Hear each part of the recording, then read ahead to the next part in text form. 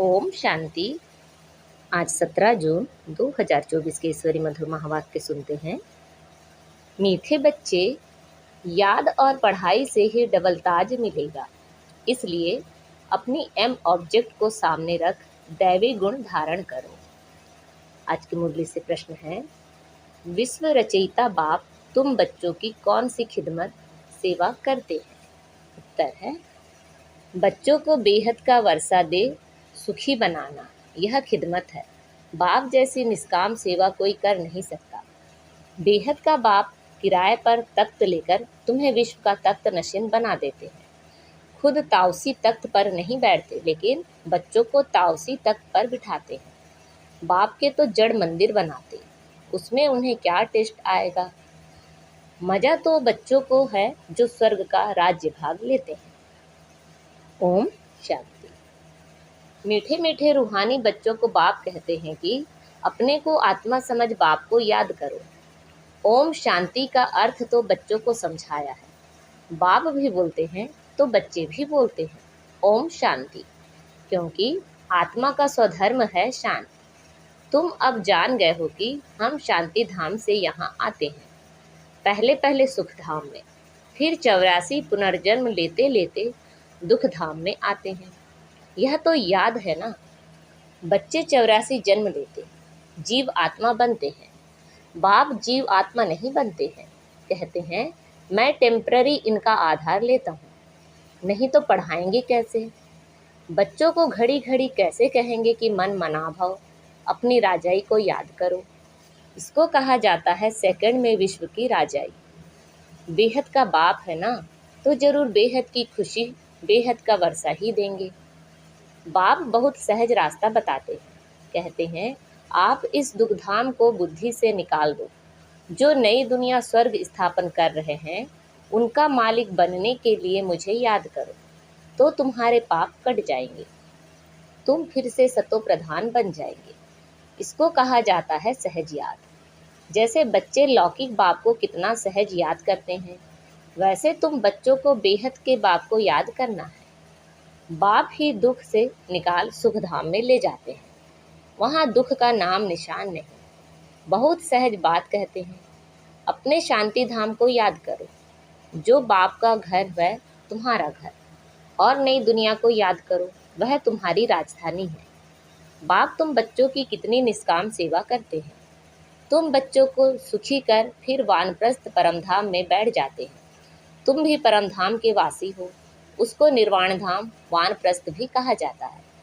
बाप आते हैं बच्चों की खिदमत करने, अर्थात वर्षा देने। यह दुख खुद भी बाप से वर्षा लेते हैं। शिव बाबा तो है ऊंच से ऊंच भगवान, शिव के मंदिर भी हैं। उनका कोई बाप और टीचर नहीं है। सारे सृष्टि के आदि मध्य अंत का ज्ञान उनके पास है। कहाँ से आया? क्या कोई वेद शास्त्र आदि पढ़े? नहीं, बाप तो है ज्ञान का सागर, सुख शांति का सागर। बाप की महिमा और दैवी गुणों वाले मनुष्यों की महिमा में फर्क है। तुम दैवी गुण धारण कर यह देवता बनते हो, पहले आसुरी गुण थे। असुर से देवता बनाना यह तो बाप का ही काम है। एम ऑब्जेक्ट भी तुम्हारे सामने है। जरूर ऐसे श्रेष्ठ कर्म किए होंगे। कर्म अकर्म विकर्म की गति अथवा हर बात समझाने में 1 सेकंड लगता है। बाप कहते हैं मीठे मीठे बच्चों को पाड़ बजाना ही है। यह पाड़ तुमको अनादि अविनाशी मिला हुआ है। तुम कितना वारी सुख दुख के खेल में आए हो, कितना बार तुम विश्व के मालिक बने हो। बाप कितना उच्च बताते हैं। परमात्मा जो सुप्रीम सोल है, वह भी इतना छोटा है।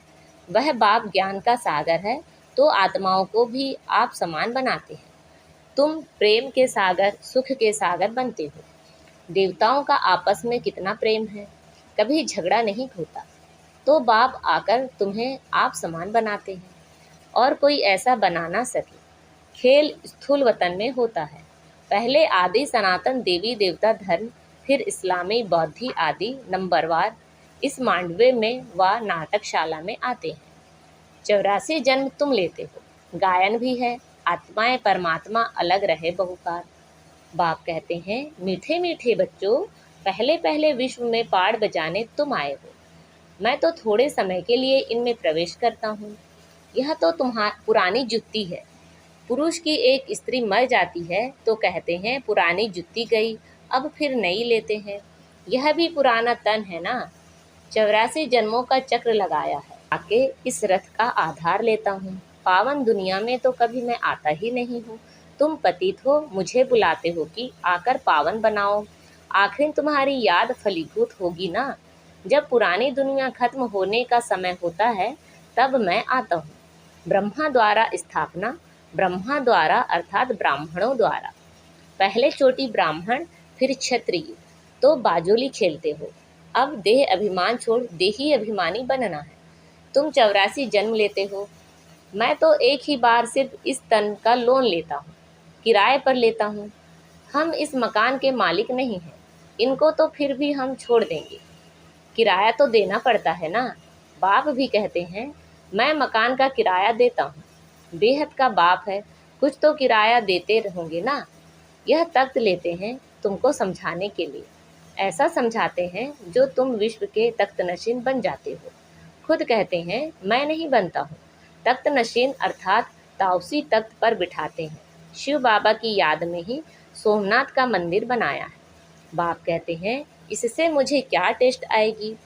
जड़ पुतला रख देते हैं। मजा तो तुम बच्चों को स्वर्ग में है, मैं तो स्वर्ग में आता ही नहीं हूँ। फिर भक्ति मार्ग जब शुरू होता है तो यह मंदिर आदि बनाने में कितना खर्चा किया। फिर भी चोर लूट ले गए। रावण के राज्य में तुम्हारा धन दौलत आदि सब खल्लास हो जाता है। अभी वह ताउसी तख्त है। बाप कहते हैं जो हमारा मंदिर बनाया हुआ था वह मोहम्मद गजनवी आकर लूट ले गए। भारत जैसा साल्वेंट और कोई देश नहीं, इन जैसा तीर्थ और कोई बन नहीं सकता। परंतु आज तो हिंदू धर्म के अनेक तीर्थ हो पड़े हैं। वास्तव में बाप जो सर्व का सद्गति करते हैं, तीर्थ तो उनका होना चाहिए। यह भी ड्रामा बना हुआ है, समझने में बहुत सहज है, परंतु नंबरवार ही समझते हैं, क्योंकि राजधानी स्थापन हो रही है। स्वर्ग के मालिक यह लक्ष्मी नारायण है। यह है उत्तम से उत्तम पुरुष, जिनको फिर देवता कहा जाता है। दैवी गुण वालों को देवता कहा जाता है। यह उच्च देवता धर्म वाले प्रवृत्ति मार्ग के थे। उस समय तुम्हारा ही प्रवृत्ति मार्ग रहता है। बाप ने तुमको डबल ताजधारी बनाया। रावण ने फिर दोनों ही ताज उतार दिए। अब तो नो ताज, ना पवित्रता का ताज ना धन का ताज, दोनों रावण ने उतार दिए हैं। फिर बाप आकर तुमको दोनों ताज देते हैं। इस याद और पढ़ाई से इसलिए गाते हैं ओ गॉड फादर, हमारा गाइड बनो, लिबरेट भी करो। तब तुम्हारा नाम भी पंडा रखा हुआ है। पांडव कौरव यादव क्या करद भय। कहते हैं बाबा हमको दुख के राज्य से छुड़ाकर साथ ले जाओ। बाप ही सचखंड की स्थापना करते हैं, जिसको स्वर्ग कहा जाता है। फिर रावण झूठ खंड बनाते हैं। वह कहते श्री कृष्ण भगवान नुआज। बाप कहते हैं शिव भगवान नुआज। भारतवासियों ने नाम बदल लिया तो सारी दुनिया ने बदल लिया। श्री कृष्ण तो देहधारी है, विदेही तो एक शिव बाबा है। अभी बाप द्वारा तुम बच्चों को माइट मिलती है। सारे विश्व के तुम मालिक बनते हो। सारा आसमान धरती तुमको मिल जाती है। कोई की ताकत नहीं जो तुमसे छीन सके। पौना कल उन्हों की तो जब वृद्धि होकर करोड़ों की अंदाज में हो तब लश्कर ले आकर तुमको जीते। बाप बच्चों को कितना सुख देते हैं, उनका गाया नहीं है। दुख हरता सुख करता। इस समय बाप तुमको कर्म अकर्म विकर्म की गति बैठ समझाते हैं। रावण राज्य में कर्म विकर्म बन जाते हैं, सतयुग में कर्म अकर्म हो जाते हैं। अभी तुमको एक सदगुरु मिला है, जिसको पतियों का पति कहते हैं, क्योंकि वह पति लोग भी सब उसको याद करते हैं।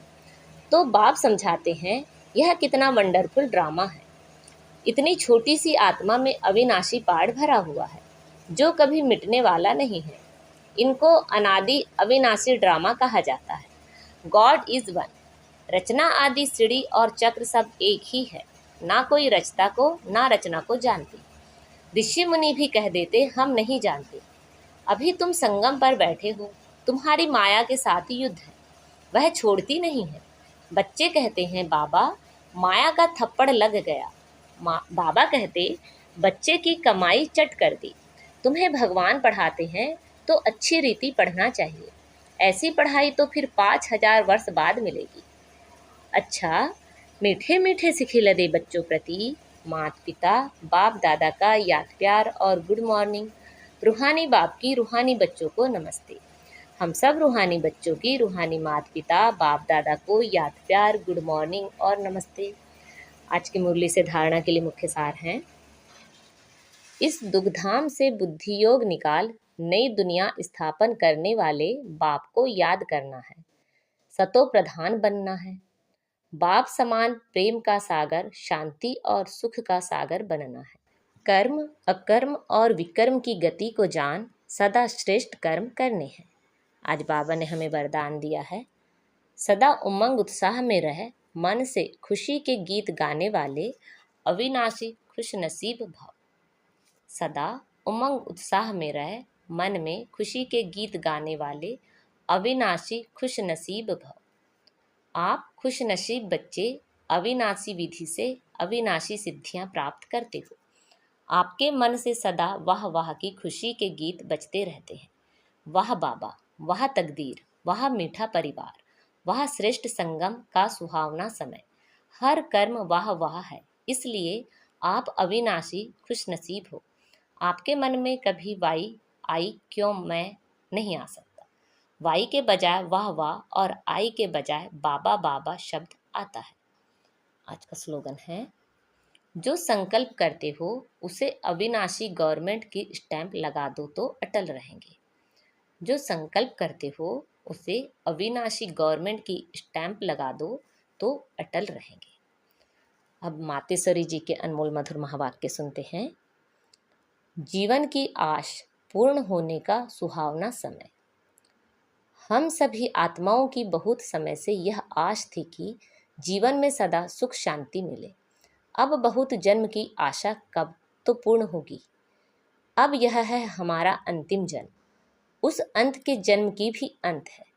ऐसा कोई नहीं समझे, मैं तो अभी छोटा हूँ।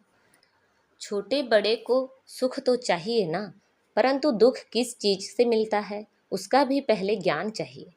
अब तुमको नॉलेज मिली है कि इन 5 विकारों में फंसने कारण यह जो कर्म बंधन बना हुआ है, उनको परमात्मा की याद अग्नि से भस्म करना है।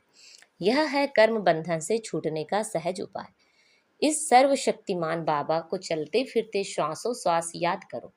अब यह उपाय बताने की सहायता खुद परमात्मा आकर करता है, परंतु इसमें पुरुषार्थ तो हर एक आत्मा को करना है।